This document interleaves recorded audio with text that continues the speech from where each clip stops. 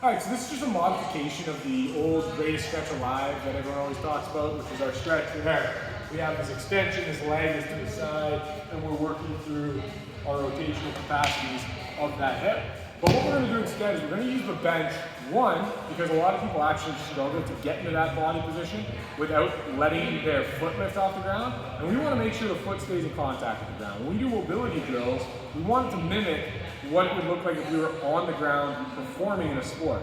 So when we start lifting that foot off the ground or allowing it to do other things, it's not going to be a true representation of what we need when our foot is on the ground. So that's one of the main points. We want to make sure that we keep contact of the whole entire foot and then work on getting into our hip. The second reason is we actually can use the edge of the bench as a leverage point for us to open up the groin. So once I'm in this position, I'm going to think of extending my back leg. I'm going to make sure that all 3 points of my foot are in contact with the ground.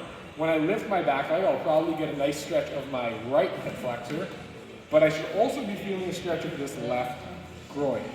So I'm going to get up into that position. I'm going to make sure my body stays straight, right? I'm not rotating into this leg, so I'm trying to get an opening of this adductor region. And then for the PAILs and rails, I'm going to squeeze my knee into the bench for PAILs, and then I'm going to try to lift it off of the bench for rails. Okay? So I'm going to get up in my position, I'm going to lift my back leg, I'm going to lean into the bench to keep my torso straight, and then I'm going to squeeze inward. So I'm squeezing this way right now for my 15, and then I'm going to try to lift it off and drive it out that way almost towards the camera. So I'm driving it off, lifting, getting deeper into the stretch. I'm going to drive into the bench again, squeeze, squeeze, squeeze, and then out.